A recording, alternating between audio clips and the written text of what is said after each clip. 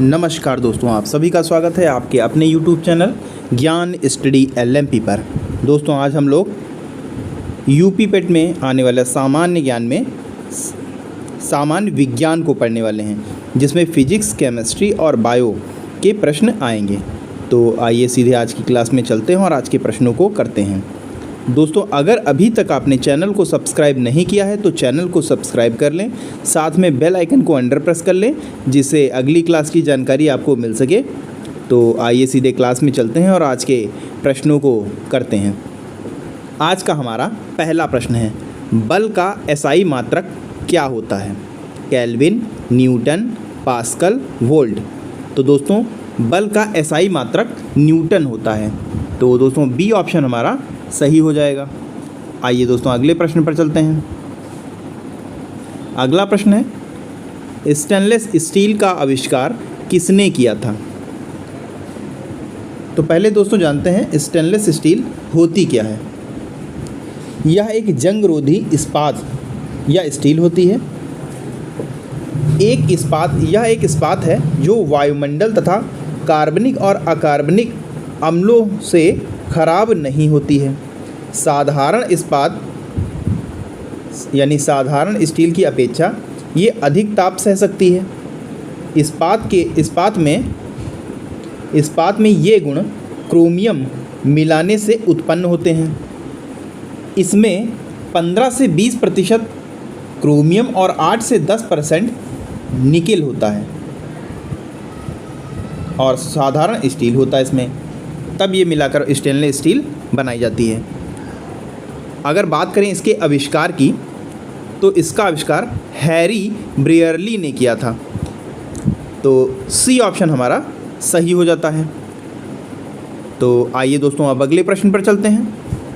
अगला प्रश्न है, जल विद्युत संयंत्र क्या परिवर्तित करता है?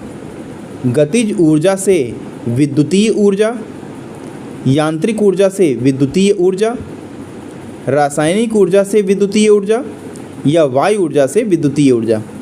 तो दोस्तों जल विद्युत संयंत्र गतिज ऊर्जा से विद्युतीय ऊर्जा में परिवर्तित करता है। तो ए ऑप्शन हमारा सही हो जाएगा। आइए दोस्तों अगले प्रश्न पर चलते हैं।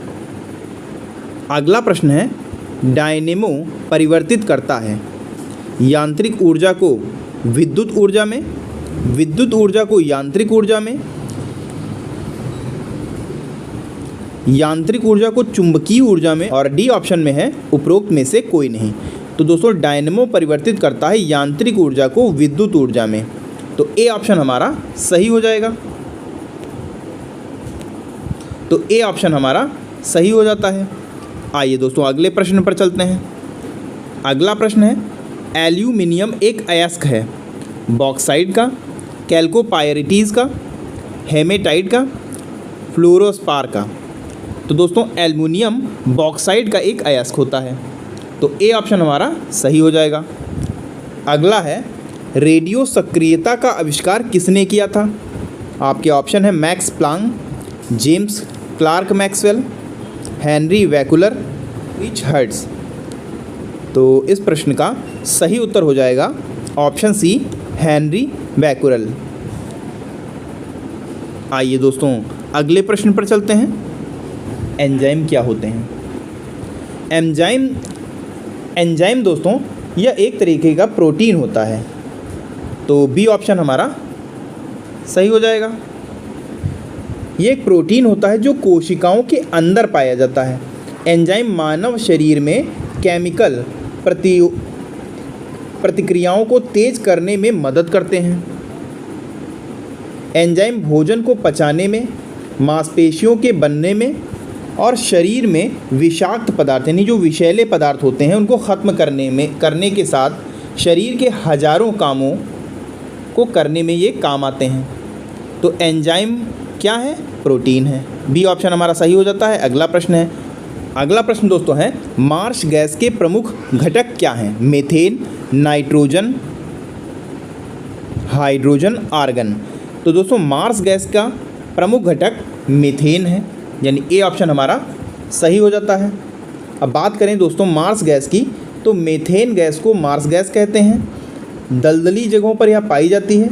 दलदली जगहों पर पाए जाने के कारण इसका नाम मार्स गैस पड़ गया। यह तालाब के जल एवं दलदली स्थानों पर बुलबुलों के रूप में निकलती है। तो ए ऑप्शन हमारा सही हो जाता है। आइए दोस्तों अगले प्रश्न पर चलते हैं। अगला प्रश्न है, कवक के हमले से खाद्यान्नों को सुरक्षित रखने का सबसे सुरक्षित उपाय है। आपके ऑप्शन है कीटनाशक का छिड़काव, उबालना, सूरज की रोशनी में सुखाना, ध्रुवीकरण करना। तो दोस्तों कवक के हमले से खाद्यान्नों को सुरक्षित रखने का सबसे सुरक्षित उपाय है सूरज की रोशनी में सुखाना। तो सी ऑप्शन हमारा सही हो जाता है। अगला प्रश्न है, निम्न में से किसे जीव विज्ञान का जनक कहा जाता है। आपके ऑप्शन है अरस्तु, बी ऑप्शन में है जॉन रे, सी ऑप्शन में है सुकरात और डी ऑप्शन में है थियोफेस्टम। तो जीव विज्ञान के जनक अरस्तु को कहा जाता है। तो ए ऑप्शन हमारा सही हो जाता है। आइए दोस्तों अगले प्रश्न पर चलते हैं। अगला प्रश्न है, विषाणु की क्या विशेषताएं होती हैं। ऑप्शन है यह केवल मृत जंतुओं में प्रवर्धित होता है, बी ऑप्शन में यह केवल अपने परपोषी में प्रवर्धित होता है, सी ऑप्शन में है इसमें क्लोरोफिल नहीं होता है और डी ऑप्शन में है यह वसा निर्मित होता है।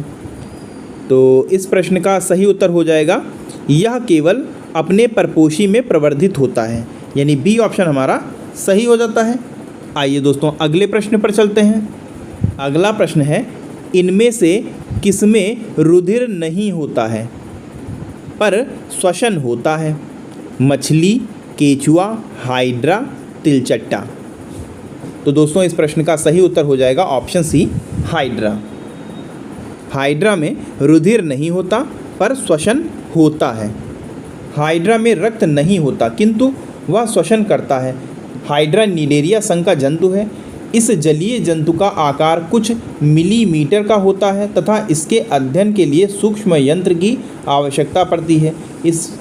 इनमें प्रजनन की क्रिया अलैंगिक जनन से होती है।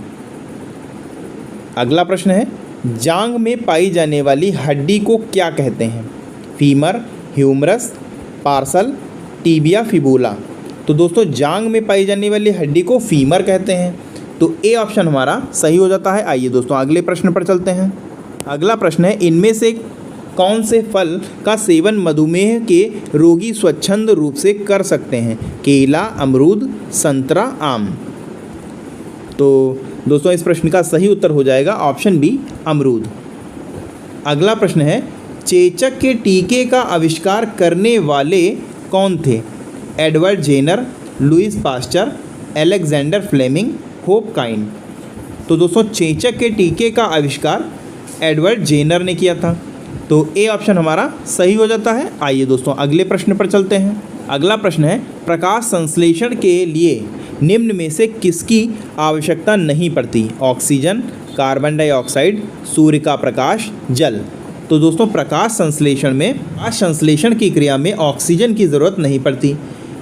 ऑक्सीजन की आवश्यकता नहीं होती क्योंकि प्रकाश संश्लेषण की क्रिया में कार्बन डाइऑक्साइड ग्रहण की जाती है और ऑक्सीजन मुक्त की जाती है।